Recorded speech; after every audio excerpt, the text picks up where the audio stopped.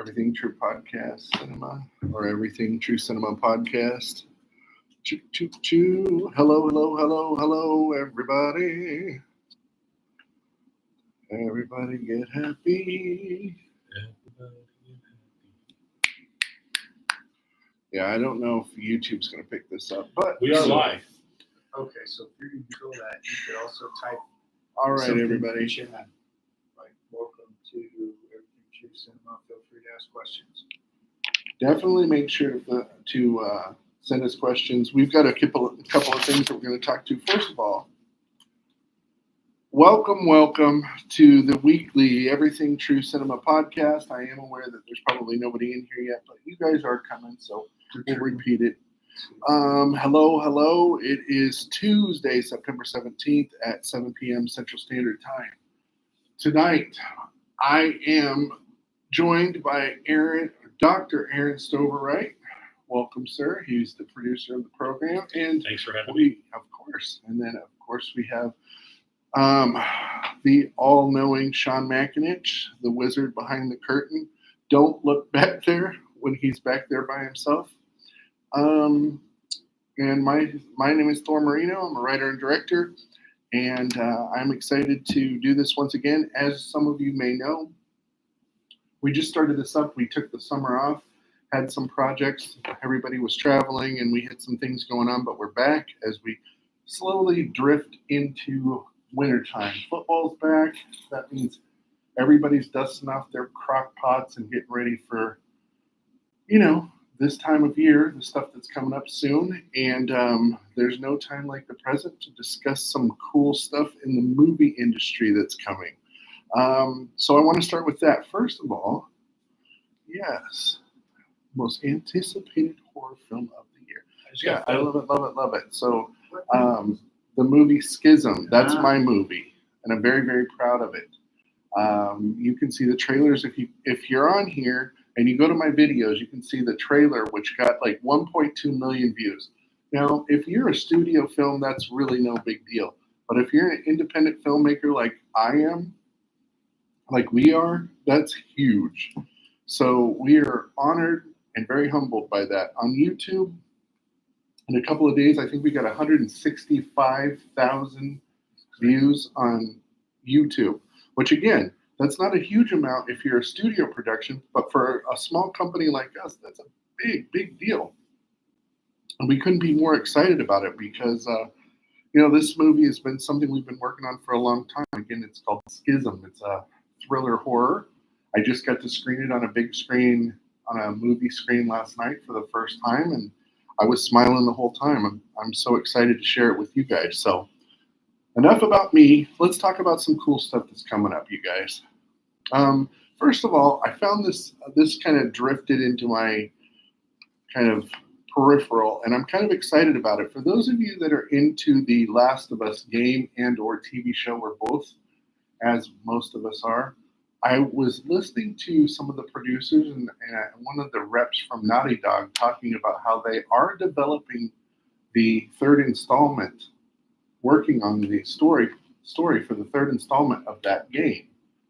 And for someone that's very, very late to the party, I only started playing those games like 2 years ago and busted through 1 and 2 in about 3 months. And it was, as most people say, one of the best games ever made. I agree. It was totally immersed, and when I wasn't in that world anymore, I was kind of sad. So to hear that they're going to be doing another one is really exciting to me. I'm sure it won't be for a couple of years. Those things take like 5 years to make, but so what?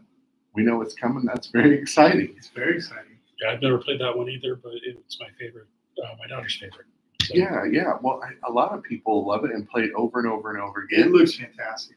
It is. And it's one of those stories that I can honestly say I did not cry, but I know I've watched a lot of videos on TikTok. There's a lot of people that bawl their eyes out at that thing. So there are characters in it that you will care about. So, and also the show. I don't know. Did you guys happen to see the show? Oh yeah, I watched the show. Yeah. I loved the show it. I saw. I mean, It was great. horror sometimes gets this stigma that it's just not as important as other films or other entertainment because Sure. it's I mean, I think that the general demographic is younger Sure. and it's almost considered like popcorn, like date movie stuff. Sure. And while I agree with some of that, there are some movies that are extraordinary and television shows that are extraordinarily well done. And The Last of Us, that first season was amazing and So beautifully shot, by the way. The director Craig Mason is one of my favorites. He also did the Chernobyl. Oh, well, yeah, there you go. I think that won some Emmys too. I mean, that's a big deal, Yeah. What's the guy from? He's known as a comedian. I think he's in maybe Parks and Rec or something like that. He's the guy that always eats the meat. He's like the Yeah. it's like the number one episode. What is his name? He's the guy where he's the prepper Yeah. in the Yes, neighborhood. Yeah. God, that's so good. That's such a gonna great- come to us. He's so great in that. And I remember telling It's a my great friends when I saw that episode, I was like, he's going to win an Emmy for this. And sure, No, he is, was really good. he did. So that's something that, anyway, that's something we're really excited about. The next thing I want to talk about, you guys, I don't know if anybody's seen it yet, but the first episode is out of The Penguin. I did watch it. Yeah. I haven't watched. I'm waiting to watch it with my son. Okay, Yeah. so I like to, when a show comes out, wait till there's like maybe 2 episodes. Right. So if I like it, I'm not bummed Right. that I got to wait another week. Right. So I am waiting a little bit longer so I can get a couple of them loaded up. But That's kind of what we do as well. I you like that. guys, this has a 94% rating on Rotten Tomatoes. It looks really good. Aaron, you're the only one of the 3 of us that's seen it. Why don't you tell us? So what you think I was a far? big fan of The Batman, Mhm. the movie that came out a couple of years ago. Pattinson. Right. And so Yeah. this is in that same universe. I haven't seen Pattinson yet. I haven't seen The Batman yet in the show, but it's got the same, I think, team behind it. And the guy who plays the Penguin is the guy who played the Penguin in the movie. Yeah, it deserves all those points. Really? Maybe even more. It was really good. It's a little bit of a slow burn. I mean, the Penguin comes across much like if you saw the Joker movie that came out a few years ago. Less insane, still insane. The Penguin's insane, but more like a real person. Like it's a mobster show. Right. He is a low-level operative.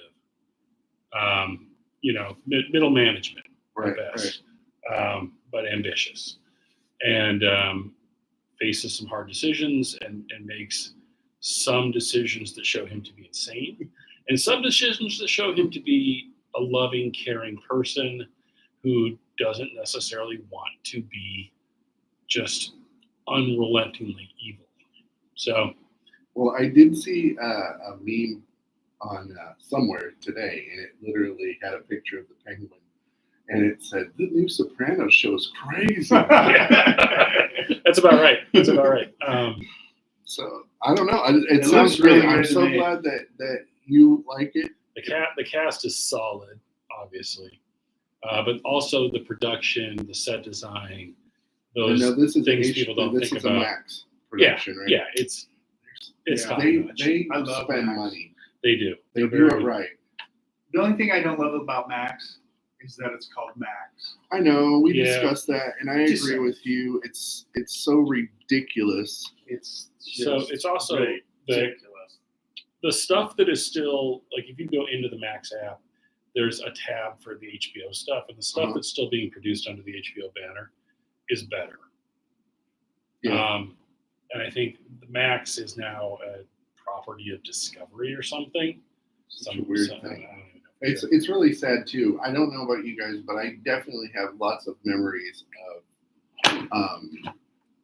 that HBO, going Oh, through the yeah. model Yeah, town yeah, and yeah. around and all that Yeah. stuff. I mean, it was just like, okay, an event is about to happen, whatever it was, Yeah. Jaws 3D, Yeah. Caveman. They made a Whatever. whole documentary about that pre-roll Uh. because it was all practical. It was done With models. with models and a camera actually flowing It through was it, really neat. and you got to see the setups inside the people's windows. It's just Interesting. really cool. I'd like to see that. I bet that It was- sounds fun. it was That's good. like right when I'm like, I don't know, 7, 8 years old. Yeah. HBO was huge. I So loved HBO. yeah, if you had HBO, you were probably in the rich side of town. Yeah, Sure. I think my dad knew how to climb the tower when I was a kid. Yeah, I think we had 24 channels. One of them was HBO. If you got the antenna just right and wiggle things around, you could look through the scrambled thing sometimes. I'll tell you, like Skinamax. my parents had a color TV that didn't have color. It was just a black and white TV. That's how it was, like a giant box. Right. And the ritual at my house as a kid is Damon and I got to watch the Dukes of Hazzard, and then right after that we went to bed because Mom and Dad were going to watch Dallas. And I'll never forget the time Damon and I are on the living room floor watching it right in the middle of a jump. Damon somehow gets his foot up under the TV and yanks a wire, and that TV's dead. So yeah. I'll never forgive him for that. I think the next time we had a TV, Bo and Luke Duke were gone, and their goofy cousins were in for a season or two. It was terrible, terrible. I had to go across the street to watch the Duke boys. Yeah. Yeah, my parents were not Dukes fans, but the kids across the street, there are like 5 kids in this family. They watch the Dukes. Yeah, I guess, at the time I never really thought about what all that was. All I knew was, I just Daisy, laughed at Boss Hog. Daisy, I Boss was really Hog, happy with Daisy. Roscoe and P. cool cars. Coltrane. Roscoe Lots of P. car Coltrane. crashes. Yeah, That's all I cared that's about. what it was. But the whole, now I look back, I'm like, What a mess. Yeah, really. It's funny too. I mean, not to get off topic, but recently I was watching this interesting clip of Archie Bunker. Yeah. And you almost don't even want to talk about what you saw, but things are so different now in a culture that considers itself so evolved, but humor has not evolved. The thing I would say about Archie Bunker is that I think sometimes I see that show had messages. That show had a message. Got to come up. Oh, that show had a message. I mean, that show was illustrating extremes in behavior, and it was funny at some level, but it was also very thought-provoking, unlike the Hazard Boys, even though I love that show. You know what I mean? But was it at that time? Were people thinking about that, or were they just thinking this? Some people were.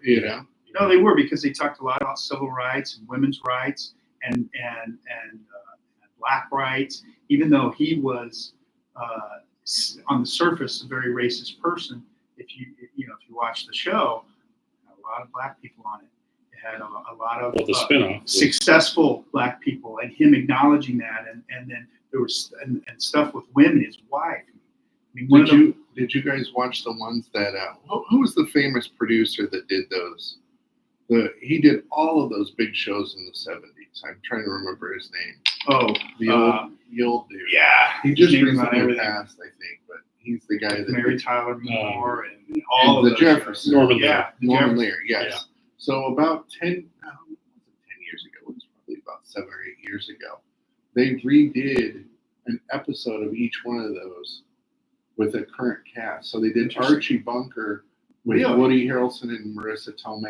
I think I saw something Thanks to like that. yeah, Now that you says mention it, Norman yeah. Yeah. And then they did the Jeffersons with Jamie Foxx. Oh, I think that's interesting. They were Oh, all that's cool. good, Yeah. but Jamie Foxx couldn't stop laughing. I didn't see because that. it's live. Yeah. They did it for Oh, the live. it was live. Wow. Yeah, and it was fun. It was really fun. I thought Woody did a great job, and Woody's Marissa great. Tomei I did love Marissa. what Edith perfectly, and so yeah, it was great. Meathead was in it. So anyway, I Yeah, digress. cool. Yeah. So I want to talk. I'm really excited, you guys. I've been talking about this for like 6 months, and the date is finally almost upon us. Do you know what that is?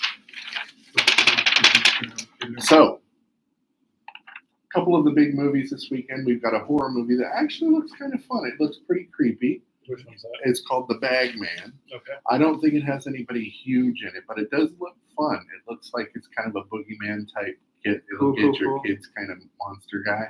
Okay. But I saw the trailer. I was like, Check that out. yeah.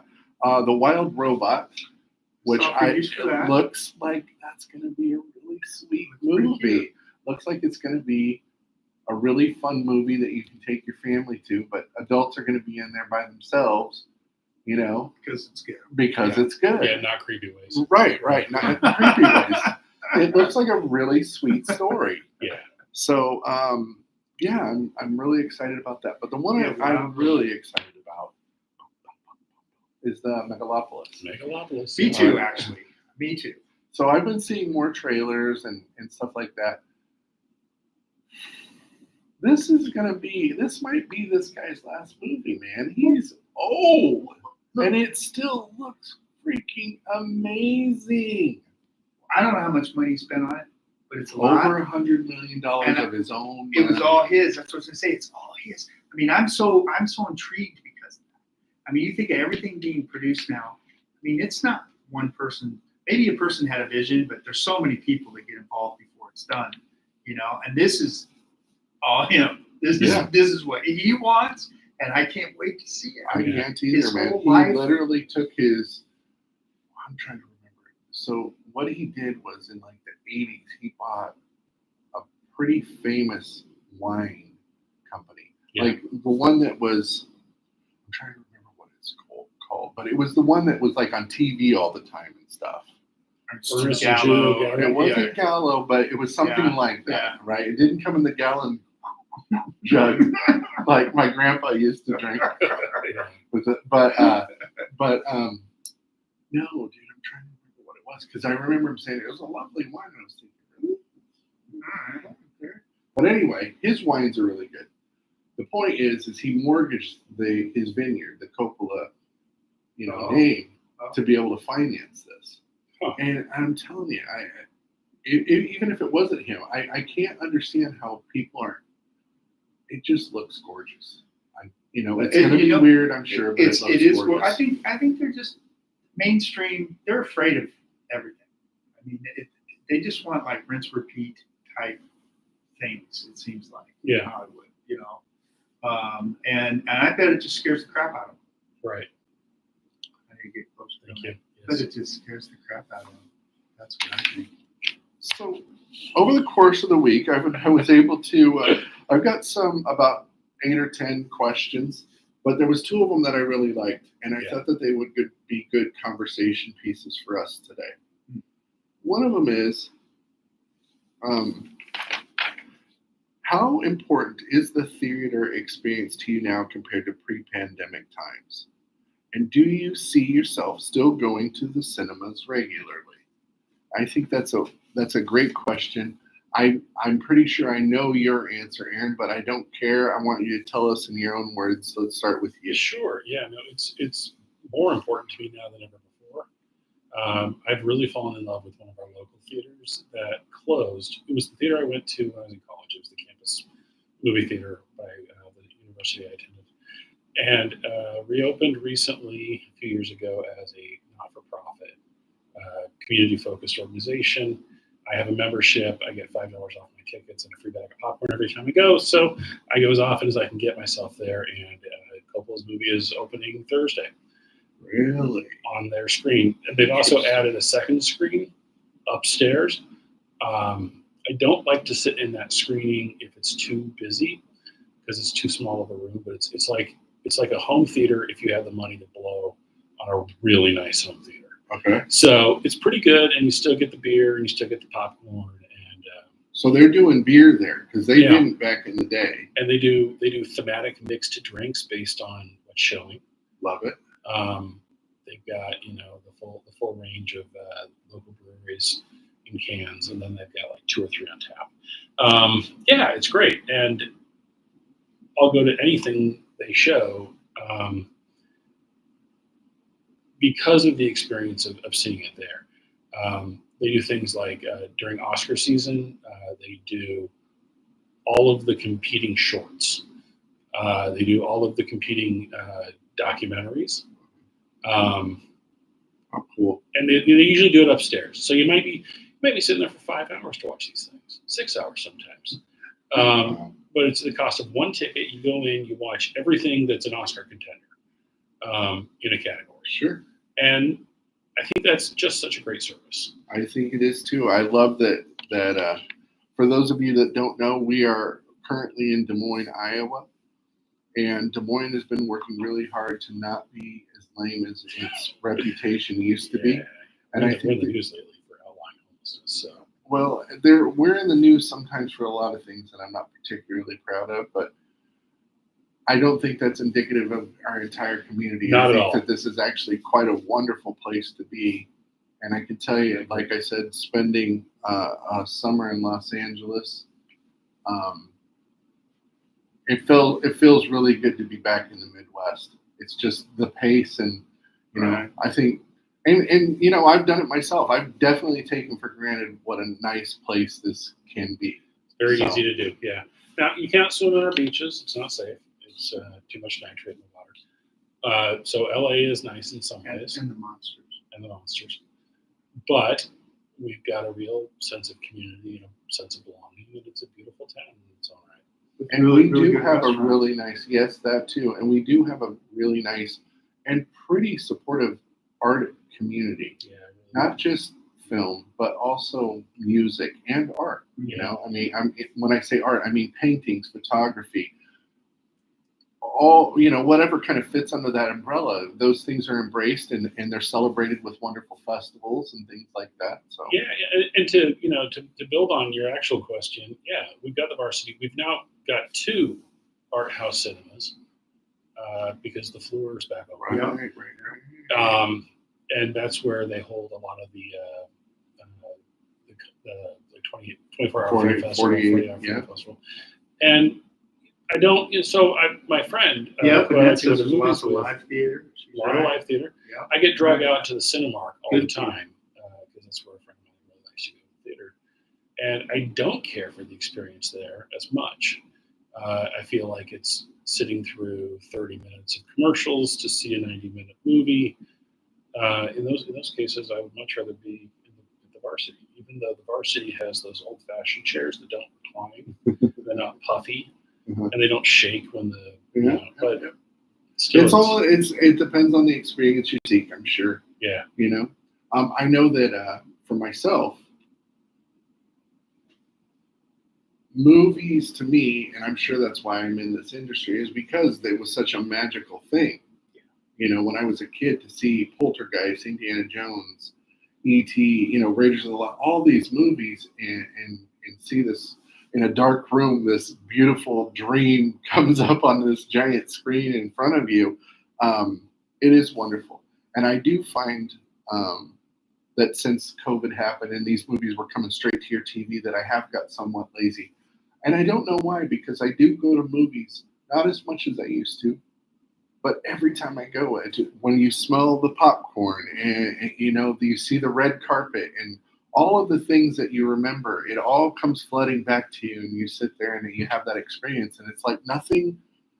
Yeah. I mean, obviously, I've been to a million concerts, and that's always wonderful too. But there's something really special about movies. It really is. And so this comment, the reason why I wanted to talk about it is because it made me remind myself to get off my butt and make it a priority to go see these movies in the theater the way these people that work so hard to make them intended you to see it.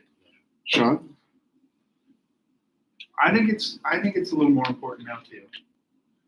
Because I like watching movies at home, but as I've said before, sometimes if it's a movie I really want to watch, something that I think is gonna, I want to focus my attention on,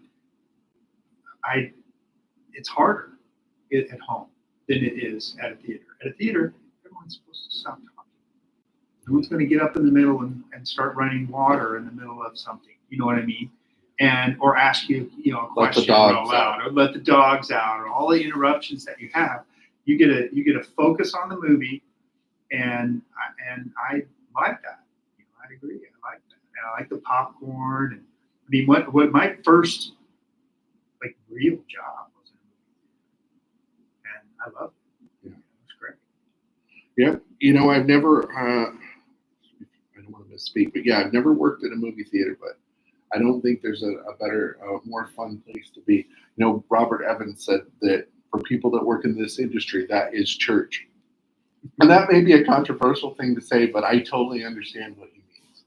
So, so I guess the moral of that story is if you're not go out and go see a movie this weekend. There's going to be a lot of good stuff, and a little bit. You want to see a horror movie? There's going to be one.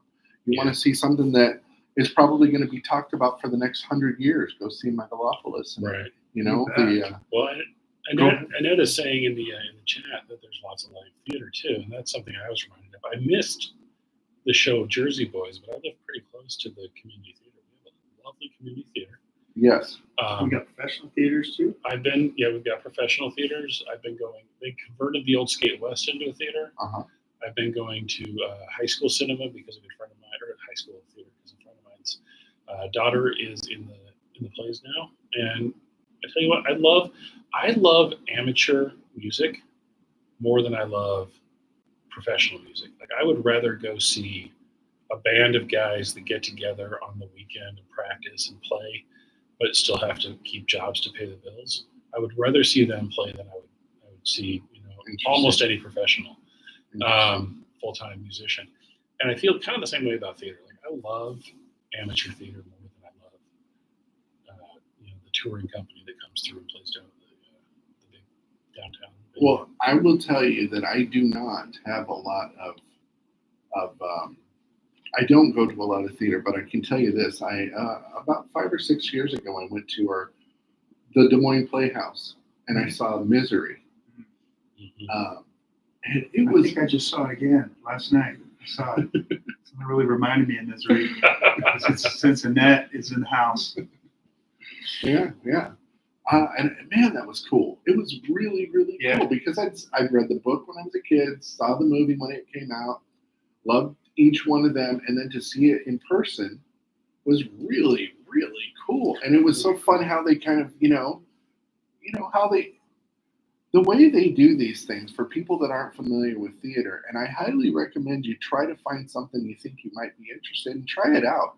You have nothing to lose but a few bucks and a little bit of time, but you're really creating memories and you're supporting people that really are passionate about it, So go check it out. Like it was such a cool experience. And as a matter of fact, you brought up Jersey Boys, and one of those guys that was one of the Jersey Boys was in, not Jerky Boys, not to be confused with Jerky Boys, but Jersey Boys was in our movie Voodoo. So, and he was a great guy. Yeah. He was the guy that was in the back of the truck. Yeah.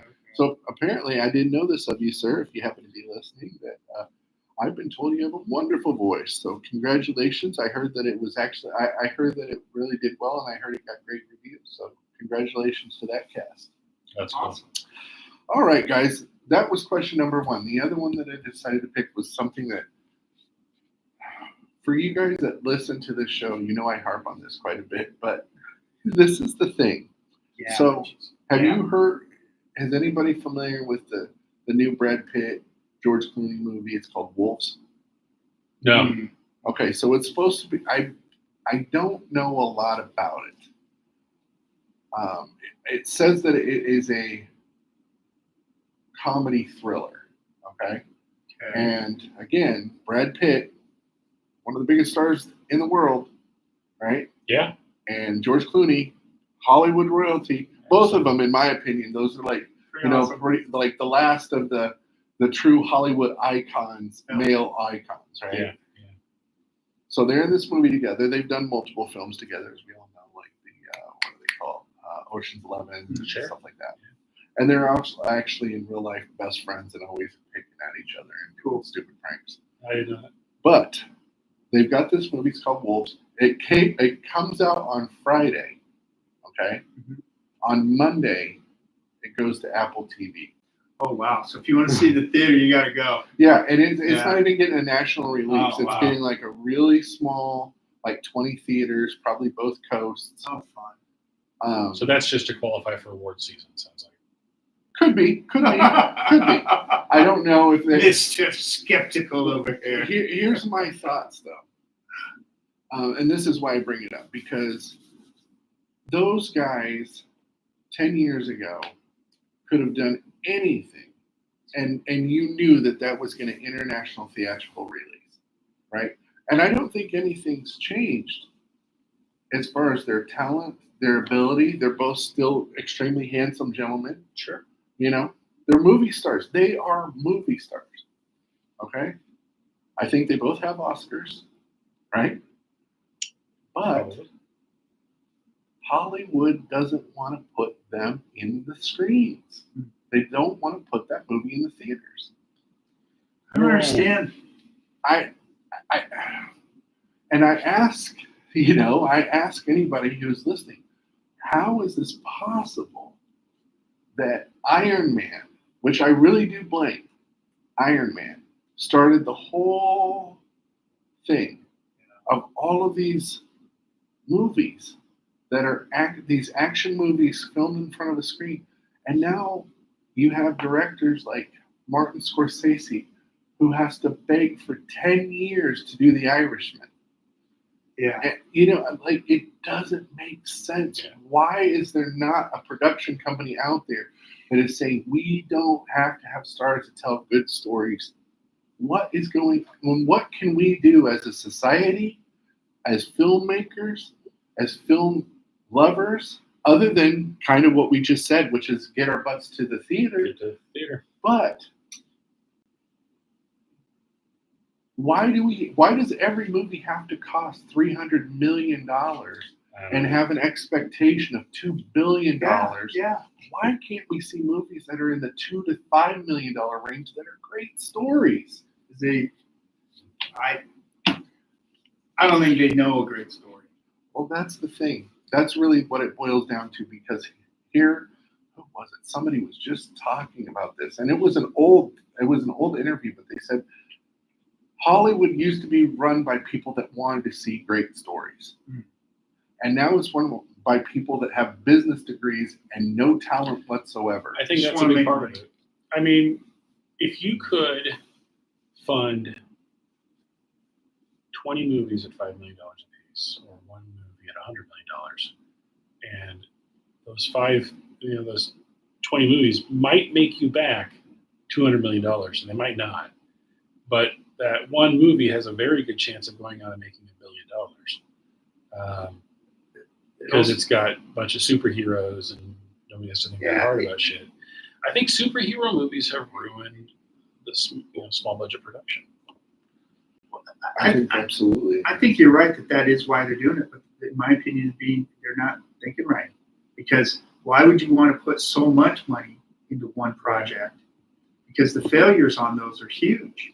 And we are starting to see that, and I love it. They fail all the time. So why not do 10 smaller budget movies? You've got a lot more chance of having success, right? And that says, wasn't there an acceptance speech in the last Oscar winning category of director who said just that? And yeah, I think that's right. I think it's the creatives are on your side, Thor. I think the screenwriters and the producers, not the executive producers necessarily. And my understanding is it's also these big bundle deals that they're being forced into, where guys like Brad Pitt, he made that movie, but I'm also looking like he's got an F1 movie coming out in 2025 that's going to get a major release. So maybe he gets to make Wolves, and that's the bone they're throwing him as part of this bundle deal, so that they can make because Formula One's hot right now, and there's an F1 movie coming out with Brad Pitt. I just don't see how they wouldn't want those two together. Here's the thing that I think we have to remember as creatives, is that there's an entirely different demographic than from 6 to 30. Yeah. In males. There is. Okay? There is. Just because, and my son's 5 years old and he has those toys and he plays with them, and that's fine. But what if you're, say, 45 or 50 and you want to watch a movie about something with some substance? Yeah. Where do you go? Yeah, exactly. Or like, you guys, we did this movie. Sean, you were part of it every single day that I was there when Jack came back. And we've talked about this before. Now that movie's on YouTube on 3 or 4 different platforms or channels, mine included. We we couldn't get a theatrical release. We had to do like a very small theatrical release in the Midwest. Yeah. But that movie has been seen over 1 million times. Yeah. And if you ever were to go there and read the review or the comments of this and how it's touched people, I'm not saying this to brag, but what I'm saying is there are people that are thirsty for a story that means Right. something to Very, them very besides much so, seeing robots and people with giant hammers crashing through cars and buildings. How many times are we going to see the New York or the Manhattan skyline crushed to a pulp?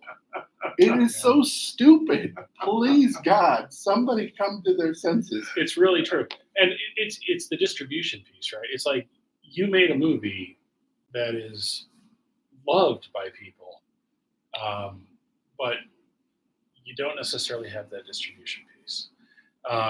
You can get it maybe on a Netflix, but is Netflix going to feature it?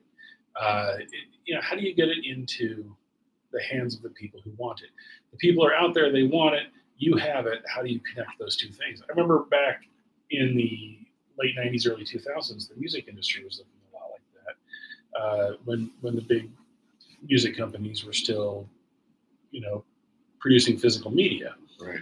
And there was a little startup in Omaha, Saddle Creek Records, that was pumping out music people wanted. And they were producing their own media, but it wasn't easy to get, and it was like the punk ethos of music was more alive and well. We need to bring that punk ethos, I think, to filmmaking, not just in production, but in distribution. Because there's a lot of guys out there who are movie makers who have that punk ethos, but there's nobody that I know of who does distribution with that ethic. Definitely not our door. Yeah. Definitely not with the caliber of the power to make it so that people can find it easily. Like you said, it's just a nightmare. It's just a nightmare. Yeah. And there's so much good stuff. And I'm not just talking about what I'm doing. I promise I'm not. But gosh, if you didn't take 30 minutes to go through Netflix or Tubi or YouTube and find something, there's so much wonderful stuff out there that nobody's ever going to see. It seems like a crime. It is. It seems like a crime. So anyway, enough bitching. I just wanted to bring that up. I thought those were two very interesting questions, and I'm glad I got to talk about it. One thing I do want to do, because Sean's kind of quiet tonight, and I want to bring his segment back because it was so popular last week. So my buddy Sean, not only is he an actor, but lately, which by the way, you guys, you can follow Sean right now. Get on Sean's bandwagon before you look like a bandwagon joiner, because this guy's about to blow up. Okay, so it's Sean McAninch 9. Sean McAninch 9. Okay, so he does a lot of things. He'll play you a tune. Then he'll talk to you about yoga. Then he'll take you on a walk with his dogs on the beach. Sometimes he does a little ghost hunting on the beach. And we'll touch on that here in a minute. But what he's really doing right now is he's pumping out one of the greatest games ever made, in my opinion, and I think a lot of people would agree, which is Red Dead Redemption 2. Now, if you want to talk about a game that'll make you laugh and cry, that would be it. You guys, I don't know what that was, but it was cool. I'm not sure what that was either. But anyway, so he goes on there and plays the game from beginning to end, invites everybody to come in. What's really cool is he has played this game for so long that he knows all these crazy little hidden things and shows you how to do all this stuff. But he also, what he's starting to do is people are starting to flock towards him and give him maps and ideas of stuff that he didn't know about. It's really fun. And they're like, hey, check this out.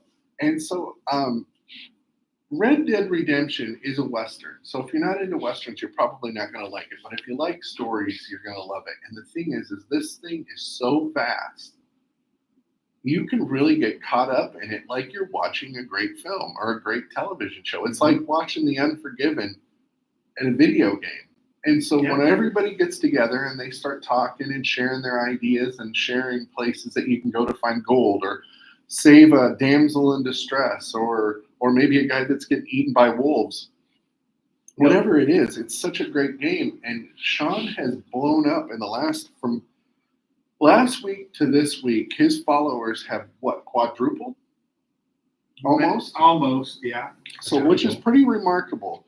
So I'd like to think that we had something to do with that, getting back here and bragging about it. Maybe. But I think our brags are warranted. He's a great entertainer, and I want you guys to go over there and sign up. Make sure you follow him because it's a lot of fun over there. So anyway, I wanted to turn it over to you for a second. You can kind of tell them a little bit more about what you're doing, and we'll go from there. Well, I've actually been on TikTok for a while. I've tried a few different things. And truthfully, I was looking in the creator tools and looking for advice on what you should do. And one of the things they have you do in the creator rules is look up search terms that are popular and also search terms that TikTok feels aren't getting enough content. And I was shocked that Reddit 2 was pretty high on that list. I'm like, well, I can do that. And it's really a lot of fun. I mean, I like playing the game. But it's also an opportunity to just kind of talk about everything, because to me, it's a big, cool movie. It's a great Western that I get to be in, and it's a beautiful, beautiful tragedy, and the world is very relaxing. Really. So, anyway, I've been playing a lot. I need to get more followers so that I can keep doing this on a regular basis, because I'm kind of snuck in a little bit. They had a little pop-up. I think I was doing well. And I applied, and they put me in the live category as a probationary type thing. So that's why I'm asking people to follow. That's why Thor's helping. I appreciate it. And so hope to see you there. So listen, yes, absolutely. Again, that's Sean Mankinich 9. Again, he doesn't just do that. He does other things as well, but he's an entertaining fellow, so you got to check it out. One of our fans just texted me. She's such a good fan that she has my personal phone number, and she told me that we need to read the comments because we're losing fans. Well, yeah. So yeah, I agree. And I apologize, guys. Listen. That's We're not kind of going to lie to you. I'm I've been making movies for over 20 years. But this whole comments. podcast thing, I think we've only done like 6 or 7 episodes. So we're truly trying to figure it out. And I think it's getting smoother. I don't know what I'm supposed to say to people. Let me switch. I'll help. If you saw what we started with, which was basically a ridiculous microphone and a laptop, and how much stuff we have now and all this crazy stuff that we've got going on, it's only going to get better. So please be patient as we figure this out a little bit. And Aaron's new to the TikTok. I've been at least doing TikTok a little bit more, so I can somewhat. Be fair, I don't do TikTok. He doesn't do TikTok. So if you guys have questions, we're not ignoring you. I'm going to watch We're now. just goofy. So we get carried away in our stories, but we are here. So make sure you ask us questions, and we'll do everything we can to answer. But gosh darn it, if we missed you, we love you. We love you. So sorry about that, guys. You bet. And like I said, I'm going to try to look through. Annette has been talking. She's been engaged. Thanks for being here, Annette. That means the world to us. So Annette Duffy, I want to talk about her real quick. And I've done this before, but I'm always going to throw out talented people. So Annette Duffy, you guys can look her up on IMDb. She's a very, very famous theater actress, and she's been in theater since she was a child, and she's now, I think, in her late 50s. But about 12 years ago, her and I did a movie together. Someone recommended that I check her out for a movie that I wanted to do, and I hired her. She was brilliant. And ever since then, not only have we worked together director-actor capacity, but what we've also done is she became my partner, and we started a production company together called Fearless Cinema. Now, if you go to IMDb and you look up Fearless Cinema, you're going to see that her and I, in about 10 years, I think we've probably done 15 or 20 projects together in that time, which is pretty prolific.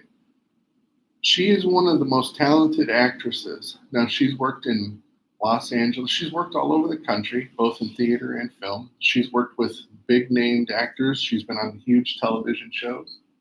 And then she's been on smaller, independent films with me. But you guys got to check her out. Check her out. She's also on TikTok and Facebook, and she's kind of retired from the production side of things, which is I miss her, but I still work with her. But I'm really excited for her because she's acting again, which is her true passion. And what she's doing is not only is she going to be the star of a film that she's working on right now that's in pre-production and will be out early next year, but she was also one of the main characters in the movie that we did, Schism, that I talked about earlier. Now, I bring that up somewhat selfishly because I want you guys to remember it, because I want you guys to see it. But the truth is, she's brilliant in it and terrifying. So, again, I saw the movie on She's going to scare the crap out of people. She really is. And it's one of the most troubling roles I've ever seen. I mean, what was it? Voudon, she's pretty scary in that too. Yeah. But the thing is it sounds like what she typically does is horror films, and that's just not true. She's done lots of things, and if you go to her IMDb, again, her name is Annette Duffy. You're going to see that she's pretty remarkable because she does different kinds of roles. But man, if you get her in a role that she can really sink her teeth into, it's really incredible what she can accomplish with some good writing. So anyway, do us all a favor and check her out. She's also here supporting us now because she knows we're goofballs trying to figure this whole thing out. We're just a couple of guys that are. She's been watching the chat, responding to people. Good. Thank you, man. Thank you. And I know my wife's been on here. She's off right now from doing her own thing where she's got a massive amount of followers and sacrificing for me so that I can do this once a week. So Amanda, I really appreciate it. Thank you. I'm grateful. And thanks for taking care of our baby so I can go out with the boys and do this. But anyway, so that would be ASMR for you always. That's my wife, Amanda. And she probably needs no introduction. She's pretty famous, honestly. But anyway, so yeah, guys. Anybody else have anything you want to discuss? Anything that's on your mind, movie-wise and or otherwise, before we let these fine people get back to their evenings? Well, I feel like we should talk about something. We've still got a few minutes. Yeah, it hasn't. We've got 10 minutes. I know we talked. We got a question. Guys. We got a question. Okay, fire away. And then don't I let have a me question. forget. Okay, I have a question. Did Kevin Costner get enough money to make? And then there's nothing. It's the new movie, Western. She mentioned that earlier. The new I was going Western? to, Well, the first episode, I think it's called Horizon. I watched that. Yeah, it came out. It did not do as well as anticipated, and I believe the subsequent projects have been canceled. Oh, really? Really? That's a bummer. I thought it was pretty good. I mean, yeah. Well, Kevin Costner makes great westerns. That's Yeah. a shame. But- I feel Yeah, punch that's a in the bummer. gut. I do. I like him. I've always thought most of his movies were good. I don't know. That's a shame. That's Yeah, a it shame. is a shame. Sorry, I didn't Kevin. know that. Oh, I hope I'm wrong. but Yeah. that's what I heard. I hope so too, but that's too bad. Annette says he gave up Yellowstone for that, didn't he? Yeah, but it's that's not why like people are so mad. 'Cause he could walk back into Yellowstone and be like, "Oops, sorry." Yeah, They I were- agree. Speaking B&B of- Market. The I want- 1883. If you haven't seen it, watch it. It's This is the one with Helen Mirren. the And, prequel. No, Helen Mirren was in 1923. 1883 is the country music star and his wife. okay. So they're the grandparents, I think, of the Kevin Costner Okay. generation. Okay. All right. And I didn't really like it. I haven't- I My didn't- wife wanted to watch 1883. We watched it. in its entirety on our vacation this summer. It was amazing. Well, I'll check it out.